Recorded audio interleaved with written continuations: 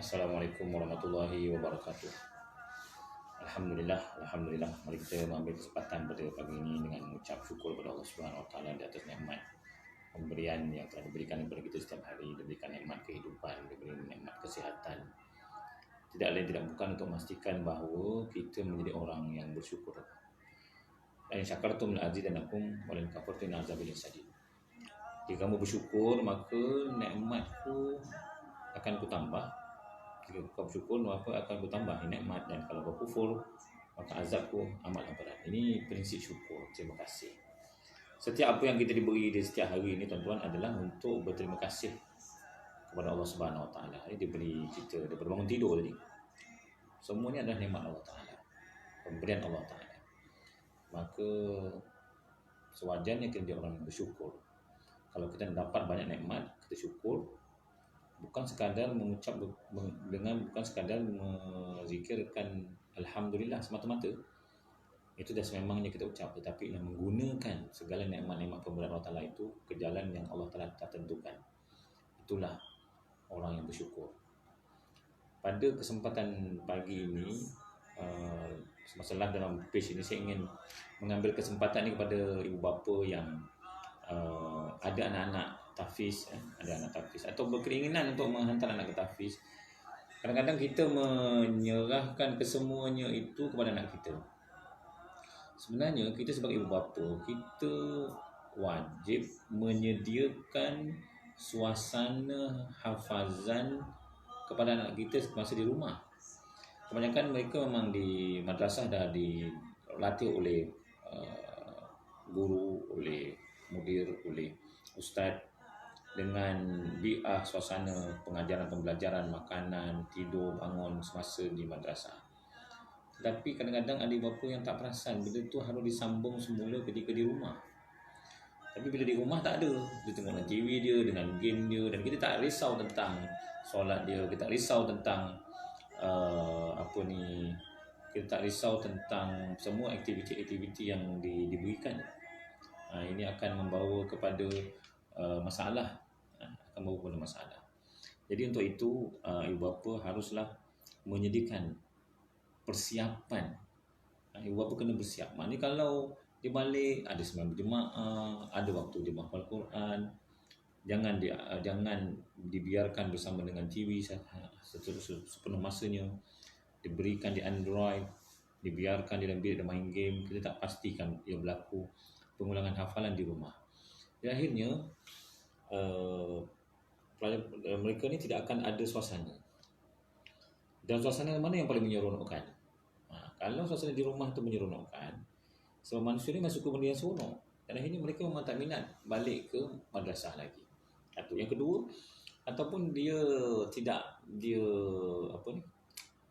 gembira ketika di madrasah. So sebenarnya bila kita sudah tekad menghantar anak kita ke tahfiz, atau kita sudah pun memiliki anak yang belajar di tahfiz, setting ibu bapa kena pastikan bahawa di rumah pun suasana penghafalan tetap berlaku. Suasana Islam itu, pengamalan kehidupan Islam itu berlaku di rumah. Makannya, minumnya, adab-adab, pergaulan, percakapan, apa dilihat, apa didengar, apa dirasa, apa dihidup, apa disentuh, semuanya mestilah sebagai support sistem kepada keberhasilan hafazannya di madrasah nanti. Jadi kadang-kadang kita menghantar saja anak ni ke madrasah, menyerahkan 100% kepada madrasah, dan kemudian apabila sampai rumah kita berlepas tangan. Ini sesuatu yang akan sebenarnya merosakkan anak-anak tersebut. Sebab itu kadang-kadang banyak madrasah-madrasah dia tidak ada cuti yang panjang, atau tidak benarkan anak itu balik rumah. Bukan kerana tak kasih atau tidak ingin memutuskan hubungan ibu bapa, kerana kadang-kadang support system yang berada di rumah itu tidak membantu kemenjadian dan keberhasilan hafazan anak-anak. Jadi apabila kita dah tekad, sebenarnya kita kena menyiapkan diri kita, menyiapkan rumah kita, menyiapkan mental kita, fizikal kita, suasana di rumah itu sebagaimana suasana yang akan support anak-anak ini terlibat dalam penghafalan. Kalau tidak, dia boleh membawa masalah kepada penghafalan. Ini yang kedua juga, suasana untuk support ni, kita dapati bahawa terdapat self esteem di kalangan pelajar tahfiz agak rendah. Self esteem ni ialah keberanian dia ke hadapan, keyakinan diri dia kadang-kadang jadi rendah, ataupun dia tak sempat di-develop di dalam madrasah. Dan nak jadi imam pun malu, hanya sebahagian kecil saja. Maknanya nak jadi imam malu, nak baca doa malu, nak ke depan malu, nak bercakap malu. Jadi kalau self esteem rendah, ini akan menyebabkan kita akan melahirkan mereka-mereka yang menghafal Quran, mereka-mereka yang memahami Al-Quran, tetapi dia tidak boleh deliver kepada orang lain. Dia tak boleh mengembangkan, dia tidak boleh menyebarkan dakwah, dia tak boleh memberi pencerahan kepada orang lain kerana dia ada cabaran dari sudut dirinya, iaitu self esteem yang rendah, keyakinan dia rendah. Jadi peranan ibu bapa kalau ditakdirkan, mungkin kita tahu madrasah mungkin ada kekangan dan sebagainya, semasa di rumah banyakkan aktiviti-aktiviti selain daripada aktiviti anak itu suasana penghafalan, ialah aktiviti-aktiviti yang memacu pandai. Adik-adik pergi gotong royong, terlibat dengan masjid, surau, bagi dia peranan di rumah, peranan kalau yang perempuan mungkin bantu emak masak, dan biarkan dia masak, dan begitu juga dengan anak lelaki, bagi dia walaupun simple-simple, buat kebun sikit kat depan rumah, pasal kereta, so dia buat sendiri, urus sendiri, bagi dia keyakinan, dan habis tu puji dia. Jadi selesai puji, jangan keji, puji. Walaupun kita mungkin ada kecacatan, tapi tetap puji. Dengan kita memuji anak-anak ini, seharusnya dia akan meningkat, dia akan confident level dia tinggi. Kebanyakan anak kita yang jadi selesa rendah sebab dahlah marah di madrasah, kerana di rumah dia marah lagi. Asal-asal dia marah, lama-lama dia mengambil keputusan, hantarlah. Yang ketiga ialah elakkan daripada ibu bapa suka mengeluarkan perkataan-perkataan. Contohnya, kan mak dah cakap, kan abah dah cakap. Apabila kita nak meningkatkan self esteem anak-anak ni di rumah, terutama remaja, kita memberi peluang dia untuk membuat keputusan dan peluang dia membina pemikiran dia. Tetapi bila kita mengeluarkan perkataan kan mak dah cakap dan kan abah dah cakap, sebenarnya kita dah membunuh kreativiti dia. Kita dah membunuh self esteem dia. Dia kata, kalau dia dengar kalau macam ni malah lah. Kan? Jangan elakkan menggunakan perkataan tersebut. Tetapi kita sentiasa memberikan galakan dan kemudian bimbingan. Jangan dibiarkan saja mereka ini melakukan kesilapan.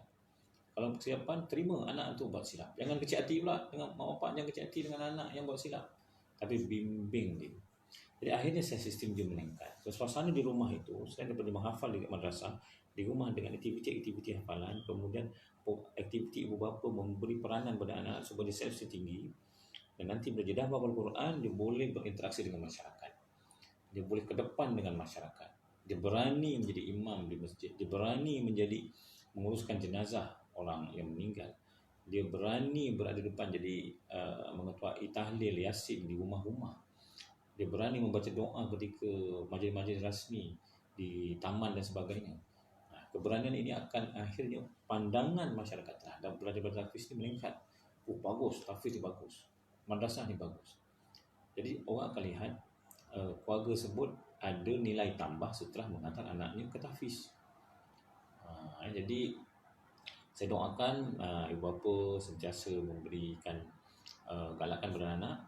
So ada 3 perkara yang saya katakan bila sampai di rumah, suasana penghafalan ada di rumah. Suasana penghafalan ada di rumah, suasana Islam sebab jemaah dan sebagainya di rumah. Yang kedua, pastikan juga ibu bapa buat membina self esteem anak-anak dengan memberi tugasan-tugasan di rumah yang kita biarkan dia buat dan kita puji setelah selesai, dan bimbing kalau ada kesilapan. Jangan merajuk atau kecil hati bila nak buat silap, dan elakkan dia belum mengeluarkan perkataan kan mak dah cakap, kan abah dah cakap. Kalau ini membunuh self esteem, keyakinan dia anak, dan dia akan mengambil keputusan bahawa lantaklah, ini paling malang sekali. Jadi itu saja. Wallahu a'lam. Assalamualaikum warahmatullahi wabarakatuh.